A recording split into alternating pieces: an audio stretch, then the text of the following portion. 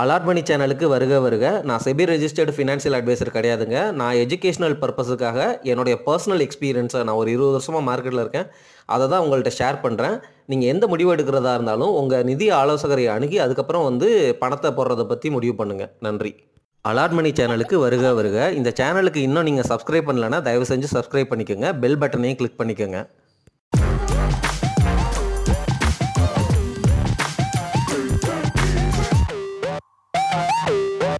அனைவருக்கும் வணக்கம். இந்த வீடியோ பதிவில் ஸ்டாக் மார்க்கெட் இன்வெஸ்டிங்கிலிருந்து எனக்கு கிடைச்ச சில முக்கியமான அனுபவங்களை அல்லது பாடங்களை உங்ககிட்ட ஷேர் பண்ணிக்க போகிறேன். அடுத்து ஸ்டாக் மார்க்கெட் இன்வெஸ்டிங்கில் நான் இப்போது என்ன மாதிரி ஸ்ட்ராட்டஜி, என்ன மாதிரி இன்வெஸ்ட்மெண்ட் ஸ்ட்ராட்டஜியை ஸ்டாக் மார்க்கெட்டில் அடாப்ட் பண்ணிகிட்ருக்கேன் அப்படிங்கிறதையும் உங்ககிட்ட சொல்ல போகிறேன். நீங்கள் சேனலில் உள்ள வீடியோக்களை தொடர்ந்து கேட்குறவராக இருந்தால் இந்த ஸ்ட்ராட்டஜி என்ன அப்படிங்கிறது உங்களுக்கே தெரியும். இருந்தாலும் அதை சொல்லிவிட்டு அதுக்கான காரணத்தையும் விளக்கிட்டு போனஸ் டிப்பாக என்னுடைய அடுத்த ஸ்டெப் என்ன அப்படிங்கிறதையும் சொல்ல போகிறேங்க. இந்த வீடியோ உங்களுக்கு பயனுள்ளதாக இருக்கும் அப்படின்னு நினச்சி தான் போடுறேன். ஒருவேளை பயனுள்ளதாக இல்லை அப்படின்னா கமெண்ட்டில் சொல்லுங்கள், சரிங்களா? முதல்ல முதலீட்டு வாழ்க்கையில் எனக்கு கிடைச்ச சில அனுபவங்களை பற்றி பேசிடலாம். நான் ரொம்ப சீக்கிரமாகவே வேலைக்கு போயிட்டேங்க. நல்ல சம்பளம் வேறு. ஆனால் எனக்கு கிடைச்சது 2 பவர்ஃபுல்லான வெப்பன்ஸ். ஒன்று பர்சனல் லோனு, ரெண்டாவது ஸ்டாக் மார்க்கெட்டு. ஸ்டாக் மார்க்கெட்டு மேலே ஏதோ ஒரு கிரேஸு, ஆனால் நாலேஜ் கிடையாது. எனக்கு எஃப்டி பற்றியும் தெரியாது, கோல்டு பற்றியும் தெரியாது. டேரெக்டாக ஸ்டாக் மார்க்கெட் இன்வெஸ்டிங் மட்டும்தான் பண்ணேன். ஸ்டாக்ஸு மட்டும்தான் வாங்கினேன், அதுவும் டேரெக்டாக ஸ்டாக்ஸு மட்டும்தான் வாங்கினேன். பர்சனல் லோனும் எடுத்தேன், புரியுதுங்களா? ரெண்டுமே பவர்ஃபுல்லான வெப்பன்.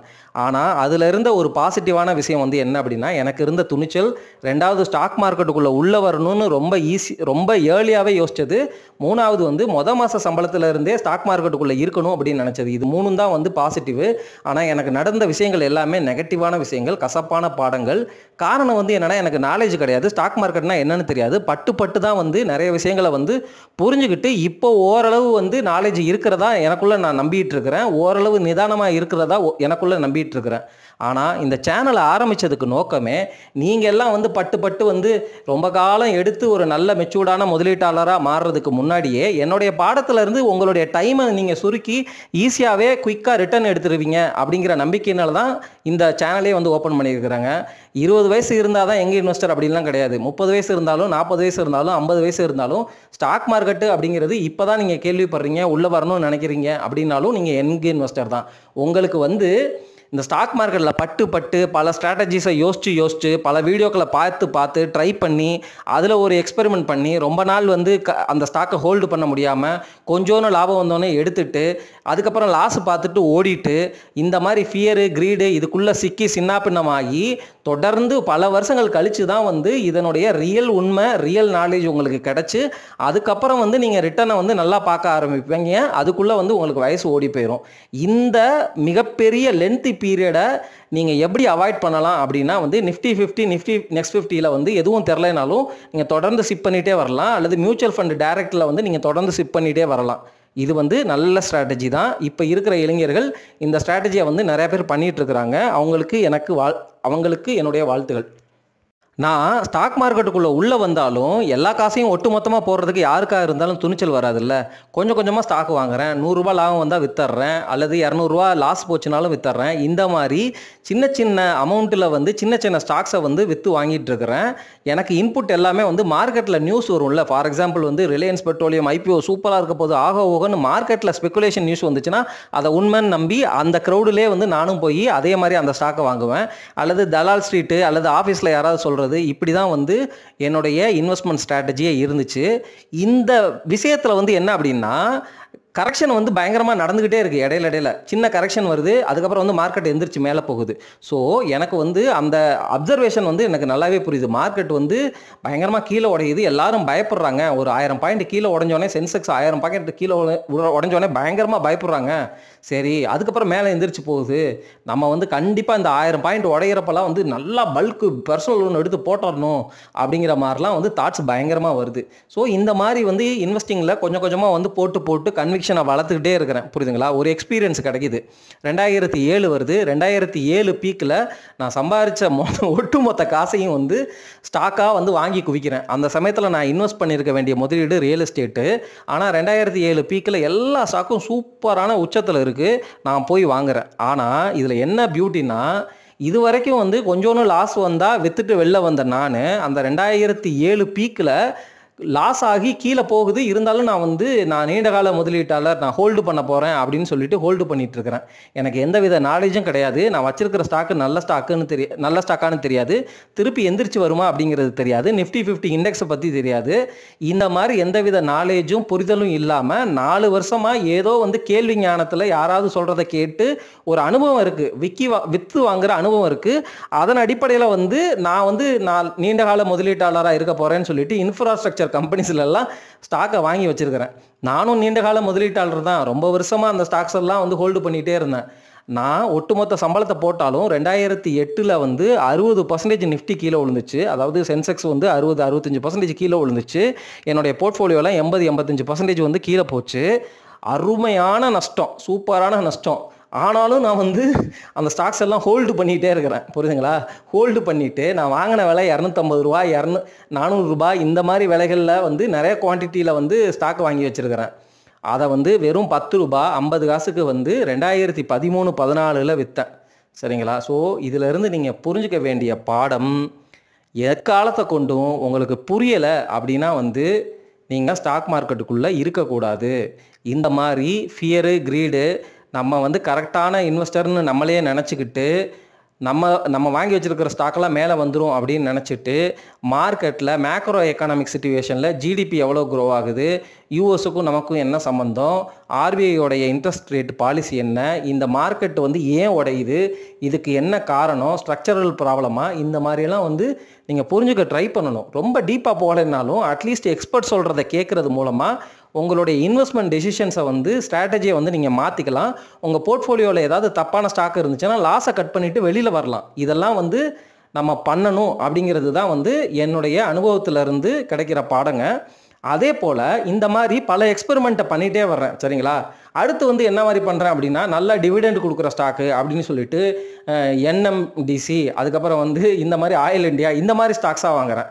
புரியுதுங்களா? அதுக்கப்புறம் வந்து பார்த்தீங்கன்னா இந்த இந்தியன் ஓவர்சீஸ் பேங்க்கு, தேனா பேங்க்கு, இந்த மாதிரி வந்து ஸ்டாக்ஸ் எல்லாம் முன்னாடி இருந்தே வாங்கிட்டு இருக்கிறேன். இந்த மாதிரி பல ஸ்ட்ராட்டஜிஸை வந்து நான் அடாப்ட் பண்ணிகிட்டே இருக்கிறேன். அடுத்து வந்து கொரோனா டைமில் வந்து பார்த்தீங்கன்னு வச்சுக்கோங்களேன், கர்நாடகா பேங்க்கு, சவுத் இந்தியன் பேங்க்கு, கரூர் வைஸ்யா பேங்க்கு, ஃபெடரல் பேங்க்கு, உஜ்வான் ஸ்மால் ஃபினான்ஸ் பேங்க்கு, இந்த மாதிரி பேங்கிங் செக்டரில் உள்ள ஸ்டாக்ஸாக வந்து நல்லா லம்பாக பிடிச்சி வச்சுருக்கிறேன். எல்லாமே எந்த வேல்யூ தெரியுங்களா? கர்நாடகா பேங்க்கு வந்து வெறும் 35 ரூபாயோ 40 ரூபாயோ, சவுத் இந்தியன் பேங்க்கு 7 ரூபா ஆவரேஜ் ப்ரைஸு, அதுக்கப்புறம் வந்து ஃபெடரல் பேங்க்கு 52 ரூபா, உஜ்வான் ஸ்மால் ஃபினான்ஸ் பேங்க்கு 17 ரூபாயோ 19 ரூபாயோ, அதுக்கப்புறம் வந்து கரூர் வைஸ்யா பேங்க்கு 19 ரூபா, டாடா மோட்டார்ஸ் வந்து டிவிஆர், சரிங்களா, வெறும் 40 ரூபா, 40 ரூபாய்க்கு பிடிச்சேன். அதுக்கப்புறம் டாடா பவர் வெறும் 30 ரூபா, வேதாந்தா வெறும் 60 ரூபா 65 ரூபா. இந்த மாதிரி ஸ்டாக்ஸ் எல்லாத்தையும் நல்ல வேல்யூவில் சக்கர வியூகத்தில் அருமையாக உள்ளே புகுந்துட்டேன். ஆனால் என்னுடைய நாலேஜை நான் தொடர்ந்து வளர்த்துக்கிட்டே வர்றேன். அப்போ வந்து எனக்கு என்ன தெரியுது அப்படின்னா, நான் எடுத்திருக்கிறது கான்சென்ட்ரேட்டட் பெட்டு, ஒரே செக்டரில் உள்ள ஸ்டாக்ஸு அப்படிங்கிறது தெரியுது. கொரோனா டைமில் மார்க்கெட் உடஞ்சி கீழே விழுந்துருக்குது அப்படிங்கிறதும் தெரியுது. 2008 எனக்கு கிடைச்ச அனுபவமும் எனக்கு தெரியுது. இருந்தாலும் எக்ஸ்பர்ட் எல்லாம் என்ன சொல்கிறாங்க, வி-ஷேப் ரெக்கவரி தான் நடக்கும் அப்படிங்கிற மாதிரி சொல்கிறாங்க. ஆனால் நமக்கு ப்ராக்டிக்கலாக கொரோனா சிச்சுவேஷன், மெடிக்கல் எமர்ஜென்சின்னா நமக்கு காசு வேணும். ஸோ இந்த மாதிரியெல்லாம் யோசிக்கும் பொழுது மார்க்கெட் மேலே எந்திரிக்காது அப்படின்னு நினச்சி அந்த கரெக்டாக கொரோனாலேருந்து மார்க்கெட் லைட்டாக மேலே எந்திரிக்க ஆரம்பிக்குது பார்த்தீங்களா, அந்த சமயத்தில் இந்த ஸ்டாக்ஸ் எல்லாத்தையுமே ரொம்ப ரொம்ப சொற்பமான 1000-2000 அந்த ப்ராஃபிட்டுக்கு வந்து அந்த ப்ராஃபிட்டுக்கு வந்து எல்லா ஸ்டாக்ஸையுமே வந்து விற்றுட்டு வெளியில் எடுக்கிறேன் கேஷை. புரியுதுங்களா? கரெக்டான வேல்யூவில் என்ட்ரான ஸ்டாக்ஸ் எல்லாத்தையுமே விற்றுட்டு வெளியில் எடுக்கிறேன். எனக்கு நல்லாவே தெரியுது, கரூர் வைஸ்யா பேங்க்கை வந்து 38 ரூபாய்க்கு வந்து அந்த ப்ரொமோட்டரே வந்து வாங்குறாங்க. டாடா மோட்டார்ஸை வந்து ப்ரொமோட்டரே 5% வந்து ஸ்டேக்கை இன்க்ரீஸ் பண்ணுறாங்க. ஸோ இந்த மாதிரிலாம் அப்சர்வ் பண்ணும் பொழுது அவங்களாம் வச்சுருக்கிறாங்க அப்படின்னு தெரிஞ்சும் நான் வந்து விற்றது வந்து ரொம்ப ரொம்ப தவறான முடிவு. ஆனால் பர்சனலாக நாலேஜ் இன்க்ரீஸ் பண்ணதுனால நான் எடுத்த முடிவு கரெக்டான முடிவு தான். ஏன்னா நான் எடுத்திருந்த ஸ்டாக்ஸ் எல்லாமே ரொம்ப ஸ்மால் கேப் ஸ்டாக்ஸு, அடிபட்ட ஸ்டாக்ஸு. ஆனால் ஒரு மாதிரி செக்டரில் வந்து ரொம்ப கான்சன்ட்ரேட்டடாக இருந்த ஸ்டாக்ஸ், பவர் ஸ்டாக்ஸ் அப்படின்னா வந்து கவர்மெண்ட்டுடைய ரெகுலேஷன் பயங்கரமாக இருக்குது. டாடா மோட்டார்ஸ் ஏகப்பட்ட கடன் இருக்கிற ஸ்டாக்கு. நான் வாங்கி வச்சுருந்த பேங்க் எல்லாமே சின்ன சின்ன பேங்குகள். இந்த மாதிரி ரியல் நாலேஜ் வரும்பொழுது சரி இது வந்து கரெக்டான ஸ்ட்ராட்டஜியாக இல்லை அப்படின்னு சொல்லிட்டு அது எல்லாத்தையும் வித்துறேன். இப்போது அந்த ஸ்ட்ராட்டஜி ரைட்டான ஸ்ட்ராட்டஜி அப்படின்னு நீங்கள் சொல்லியிருந்தாலும் இந்த காலகட்டத்துக்கு நீங்கள் சொன்னாலும் அது ரைட்டான ஸ்ட்ராட்டஜி கிடையாது. நான் விற்றது ரைட்டான டெசிஷன் தான் அப்படின்னு நான் சொல்லுவேன். காரணம் வந்து நான் முன்னாடியே சொல்லிட்டேன். ஏன்னா கான்சன்ட்ரேட்டட் ரிஸ்க் வந்து ரொம்ப ஜாஸ்தியாக இருக்குது ஒரு செக்டரில் அப்படிங்கிறது தான். ரெண்டாவது, இந்த காசெல்லாம் கொண்டு போய் ஒரே ஒரு ஸ்டாக் வாங்கினேன், அதுதான் ஐடிசி. ஐடிசி மட்டும் வச்சுருந்தா அப்போ சிங்கிள் ஸ்டாக் அப்படிங்கிற அந்த கான்சன்ட்ரேட்டட் ரிஸ்க்கு போகிறேன். அப்போது ஐடிசி ஸ்டாக்கையும் வந்து விற்றுட்டு கேஷாக வந்து கன்வெர்ட் பண்ணுறேன். அதுக்கப்புறம் பொறுமையாக வெயிட் பண்ணுறேன். சரிங்களா? சுற்றி எல்லா ஸ்டாக்ஸும் மேலே ஏறுது, பயங்கரமாக மேலே ஏறிடுச்சு, இனிமேல் உடைய தான் போகுது அப்படின்னு வெயிட் பண்ணிகிட்டு இருந்தால் மார்க்கெட் மேலே ஏறி ஏறி ஏறி புதிய உச்சத்தை தொட்டு விட்டது. இதிலிருந்து நீங்கள் தெரிஞ்சிக்க வேண்டிய பாடம், நான் ஸ்டாக்கை விற்றது முட்டாள்தனோன்னு நீங்கள் நினைக்காதீங்க. அது உண்மையிலுமேயே என்னுடைய பர்சனல் ரிஸ்க்கு அசஸ்மெண்ட் பிரகாரம், ரிஸ்க் டாலரன்ஸ் பிரகாரம் நான் எடுத்தது கரெக்டான டிசிஷன். அந்த காசை வந்து நான் டைவர்சிஃபை பண்ணி மற்ற செக்டரில் உள்ள ஸ்டாக்ஸ்லையும் பெரிய லார்ஜ் கேப் ப்ளூ சிப் பங்குகளையும் வந்து வாங்கியிருக்கணும். வாங்காதது தப்பு, ஆனால் விற்றது வந்து கரெக்டான டிசிஷன் தான்.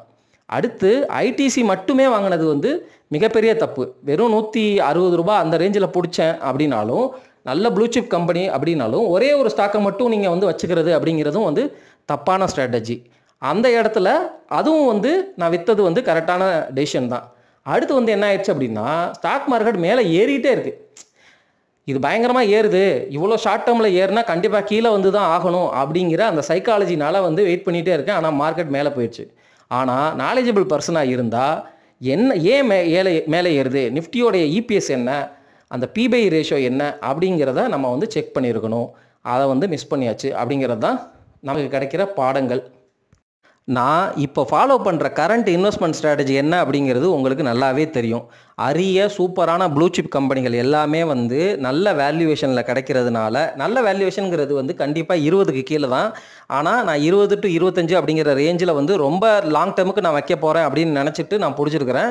20க்கு கீழே வந்து ஒரு வேளை காசு இருந்தால் கண்டிப்பாக அப்போவும் வந்து முதலீடு பண்ணுவேன். ஸோ என்னோடய ஸ்ட்ராட்டஜி லாங் டேர்முக்கு ப்ளூ சிப் கம்பெனிகளை நல்ல வேல்யூவேஷனில் பிடிக்கிறது தான் வந்து என்னுடைய கரண்ட் ஸ்ட்ராட்டஜி. இதை தான் நம்ம வீடியோக்களில் தொடர்ந்து பேசிகிட்டே இருக்கிறேன். எல்லா லாங் டேர்ம் ப்ளூ சிப் பங்குகளையும் பிடிச்சிட்டேன்னா இல்லை. பாரதி ஏர்டெல், எல்என்டி இந்த மாதிரி கம்பெனிகள் வந்து அற்புதமான கம்பெனிகளாக இருந்தாலும் அந்த ஸ்டாக்ஸ் எல்லாம் பயங்கர வேல்யூவேஷனில் இருக்கிறதுனால அதெல்லாம் வந்து போர்ட்ஃபோலியோக்குள்ளே இப்போ கொண்டு வர முடியல. எந்தெந்த பங்குகள்லாம் வந்து இப்போது இந்த 20 to 25 பிஇயில் அந்த இபிஎஸ் கால்குலேஷன் பிரகாரம் பார்க்கும்பொழுது எனக்கு கம்ஃபர்டபுளாக தோணுதோ அந்த மாதிரி கம்பெனிகளை மட்டும் வந்து பிடிச்சி வச்சுருக்கிறேன்.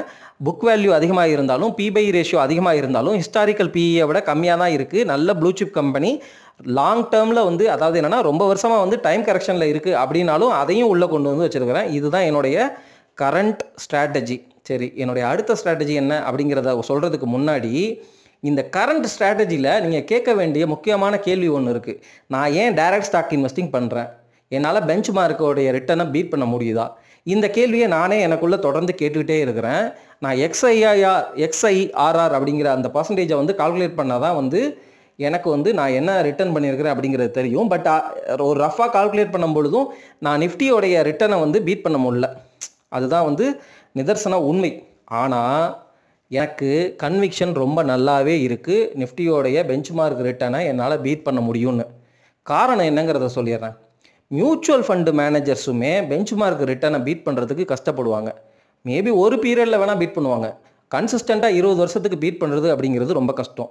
ஏன் அப்படின்னா எக்ஸ்பென்ஸ் ரேஷியோ எடுக்கணும், அதே சமயம் நல்ல வேல்யூவில் கரெக்டான டைமில் பிடிக்கணும்.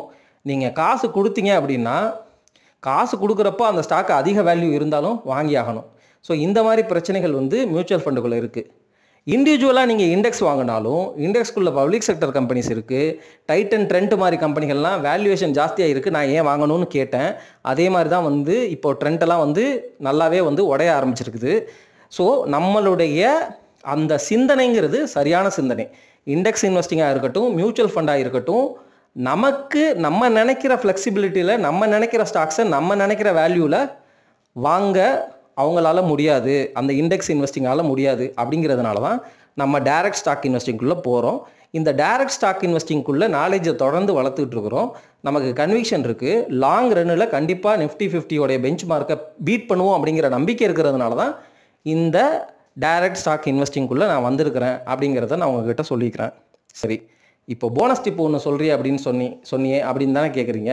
போனஸ் டிப் ஒன்றும் இல்லைங்க. நம்ம பிடிச்சிருக்கிறது எல்லாமே நல்ல ஃபவுண்டேஷனுக்கு தேவையான ப்ளூ சிப் லார்ஜ் கேப் பங்குகள், நிஃப்டி 100க்குள்ளே உள்ள நல்ல ப்ளூ சிப் பங்குகளை நல்ல வேல்யூவேஷனில் ஸ்டாக் ப்ரைஸு கரெக்டான அந்த டைமில் இண்டஸ்ட்ரி பிஇயை விட கம்மியாக இருந்தாலோ அல்லது அதனுடைய ஹிஸ்டாரிக்கல் பிஇயை விட கம்மியாக இருந்தாலோ அந்த ஸ்டாக்கை பிடிச்சி நம்ம போர்ட்ஃபோலியோக்குள்ளே வச்சுருக்கிறோம். ஒரே ஸ்டாக்கு பிடிக்கல, ஒரு 30-40 ஸ்டாக் வந்து பிடிச்சி வச்சுருக்கிறோம். அதில் வேல்யூவேஷன் ஜாஸ்தியாக இருக்கிற ப்ளூ சிப் பங்குகளை விட்டுட்டோம். இப்போ என்னென்னா, இந்த ஸ்டாக்ஸை வந்து ஹோல்டு பண்ண போகிறோம். டெய்லி போர்ட்ஃபோலியோவை பார்க்க போகிறது கிடையாது. ஒரு 5-10 வருஷம் கழித்து ஏதாவது ஸ்டாக்கு யூஃபோரியாவில் பயங்கர வேல்யூவேஷனில் மேலே போகுது அப்படின்னாலோ அல்லது அந்த ஸ்டாக்கை வந்து விற்க வேண்டிய அளவுக்கு வேல்யூவேஷன் ஜோன் பயங்கரமாக ஸ்பெக்குலேட் ஆகி மேலே போயிடுச்சு அப்படிங்கிற புரிதல் இருந்தாலோ அல்லது லாபம் ரொம்ப அதிகமாகிருச்சு, நமக்கு காசு தேவை இருக்குது அப்படின்னாலோ அந்த ஸ்டாக்கில் இருந்து வர லாபத்தை கண்டிப்பாக எடுப்பேன். இது வந்து எப்போ எடுப்பேன்? 7 வருஷம் கழித்து 10 வருஷம் கழித்து எடுப்பேன். எடுத்துட்டு அந்த லாபத்தில் இருந்து வர்ற காசை அக்ரெசிவாக நல்ல கம்பெனிகளில் ரிஸ்க் அதிகமாக எடுத்து ரிஸ்க் சாப்பிட்ற ஸ்ட்ராட்டஜி. நான் ரிஸ்க் அதிகமாக எடுக்க போகிறேன் அப்படிங்கிறதுக்காக ஸ்மால் கேப் ஜங்க் ஸ்டாக்கை வாங்க போகிறது கிடையாது. என்னுடைய போர்ட்ஃபோலியோவில் நம்ம பேசுகிற ஸ்டைல் எல்லாமே உங்களுக்கு நல்லாவே தெரியும். ஹெச்டிஎஃப்சி பேங்க்கு, ஐசிஐசிஐ பேங்க் மாதிரி ஸ்டாக்குக்கு 5% allocation, Tata motors, IndusInd bank மாதிரி ஸ்டாக்குக்கு 1-2% அலோகேஷன். ஏன்னா வந்து ப்ளூ சிப்பு இது மிட் கேப்பு நல்ல கம்பெனி. அதுக்கப்புறம் வந்து ஸ்மால் கேப்புக்கு வந்து 1% நல்ல ஸ்மால் கேப்னா அல்லது 0.5% அல்லது 5,000-10,000 ஒரு ஃபிக்ஸ்டு அமௌண்ட் வந்து நீங்கள் ரிஸ்க் எடுக்கணும்னு நினைக்கிறது. இதுதான் நம்ம பேசிகிட்டு இருக்கிற ஸ்ட்ராட்டஜி. இப்போ நான் சொல்கிற ஸ்ட்ராட்டஜி, இந்த ஸ்ட்ராட்டஜியில் கிடைக்கிற லாபம் நம்ம வந்து எடுக்க போகிறது ப்ளூ சிப்பில் இருந்து ஸ்டேபிளான ரிட்டர்னை ஒரு 10 வருஷம் கழித்து எடுக்கிறோம். அந்த ஸ்டாக்கை வந்து தொடர்ந்து வச்சுக்கவே போகிறோம். அதில் இருந்து வர்ற லாபத்தில் ஒரு பகுதியை எடுத்து டாடா மோட்டார்ஸ், இண்டஸ்இண்ட் பேங்க்கு, விப்ரோ, டாக்டர் ரெட்டி இந்த மாதிரி நல்ல பங்குகள், வாலட்டைல் அதிகமாக இருக்கிற பங்குகள், பெரும்பாலும் டைம் கரெக்ஷனில் வந்து இந்த பங்குகள்லாம் அவ்வளோ சீக்கிரம் எந்திரிச்சிடாது. ஏன்னா இந்த பங்குகளில் வந்து பார்த்திங்கன்னா டாடா மோட்டார்ஸுக்கு கடன் இருக்குது. விப்ரோ வந்து ஐடி செக்டருக்குள்ளேயே உள்ள ஸ்டாக்கு நல்ல ஸ்டாக்குனாலும் இந்த ஸ்டாக்கு மட்டும் பெருசாகவே மூவ் ஆகாது. டாக்டர் ரெட்டி ரொம்ப வருஷமாக படுத்து கிடக்குது. இண்டஸ்இண்ட் பேங்க்கு பயங்கர வாலட்டைலான பேங்க்கு. ஆனால் இவை எல்லாமே வந்து விப்ரோவோடைய ப்ரொமோட்டர் சூப்பர், டாட்டாவோடைய ப்ரொமோட்டர் சூப்பர், இண்டஸ்இண்ட் பேங்க்கு பயங்கர டீப் பாக்கெட்ஸ் உள்ள ப்ரொமோட்டரு, ப்ரைவேட் செக்டர் பேங்க்கில் உள்ள 6th லார்ஜஸ்ட் பேங்க்கு. ஸோ இந்த மாதிரி வாலட்டாலிட்டி அதிகமாக இருக்கிற நல்ல குவாலிட்டியான குட் ஸ்டாக்ஸில் ரிஸ்க்கு இருக்குன்னு தெரிஞ்சும் வந்து 5% போர்ட்ஃபோலியோ அளவுக்கு நான் வந்து ஸ்டாக்ஸை வாங்குவேன். இந்த 5% போர்ட்ஃபோலியோ பில்டு பண்ணுறதுக்கான காசு எங்கேருந்து வருது? என்னுடைய blue chip stocks base foundation இருக்குது பார்த்தீங்களா, அதுலேருந்து ஒரு போர்ஷனை வந்து நான் வெட்டி எடுக்கிறேன். அந்த லாபத்தை வந்து இந்த மாதிரி 5% போர்ட்ஃபோலியோவுக்கு இந்த ஸ்டாக்ஸை வந்து நான் பில்டு பண்ணி எடுத்துகிட்டு போய் இதில் ஃபெயிலியர் ஆனாலும் எனக்கு ஓகே தான். இதில் நான் வந்து 10 வருஷம், ஏன்னா டாடா மோட்டார்ஸ்லாம் 10-15 வருஷமாக ஒன்றும் ரிட்டர்னே கொடுக்கல, புரியுதுங்களா? அடிபட்டுச்சு அப்படின்னா வந்து 1000 ரூபாயிலேருந்து 80 ரூபாய்க்கு வரும் அந்த மாதிரி ஸ்டாக்ஸு. படுத்துச்சு அப்படின்னா 10 வருஷத்துக்கு அதே வேல்யூலே கிடைக்கும் அந்த மாதிரி ஸ்டாக்ஸு. ஆனால் ப்ரொமோட்டர் ஸ்ட்ராங்கு, இன்னமும் பிஸ்னஸ் மாடல் நல்ல பிஸ்னஸ் மாடலு, இன்னமும் நம்பிக்கை இருக்குது அப்படிங்கிறதுனால விப்ரோவோடைய ப்ரொமோட்டர்லாம் அற்புதமான ப்ரொமோட்ரு, சரிங்களா? ஸோ இந்த மாதிரி நல்ல ஸ்டாக்ஸு. ஆனால் நிஃப்டி 50 வேல்யூவேஷன் பார்த்தீங்கன்னு வச்சுக்கோங்களேன், இண்டஸ்இண்ட் பேங்க்லாம் எத்தனை பர்சன்டேஜ் நிஃப்டி 50 இண்டெக்ஸ்க்குள்ளே பர்சன்டேஜ் ஆஃப் அலோகேஷன் கொடுக்குறாங்க? ரொம்ப கம்மி. டாடா மோட்டார்ஸ்க்கு எந்த அளவுக்கு அலோகேஷன்? ரொம்ப கம்மி. டாக்டர் ரெட்டிக்கு கம்மி, விப்ரோவுக்கு கம்மி. அதாவது நிஃப்டி 50 இண்டெக்ஸில் வந்து பார்த்தீங்க அப்படின்னா ரிலையன்ஸ், ஹெச்டிஎஃப்சி பேங்க்கு, இன்ஃபோசிஸுக்கு வந்து ஜாஸ்தியான வெயிட்டேஜ் இருக்குது. நான் சொல்கிற இந்த கம்பெனிகளுக்கெல்லாம் வெயிட்டேஜ் ரொம்ப கம்மி.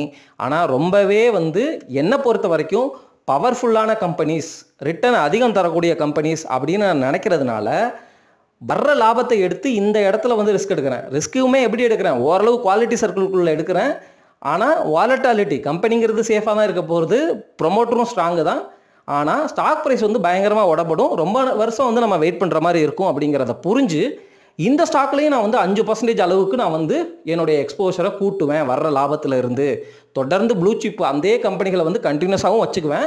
அதுலேருந்து வர்ற லாபத்தை எடுத்து இந்த ஸ்டாக்குக்கும் வந்து 5% அலோகேஷனை கூட்டுவேன். இதை வந்து நம்ம இப்போவே பண்ணலாமே அப்படின்னு நீங்கள் கேட்குறது எனக்கு புரியுது.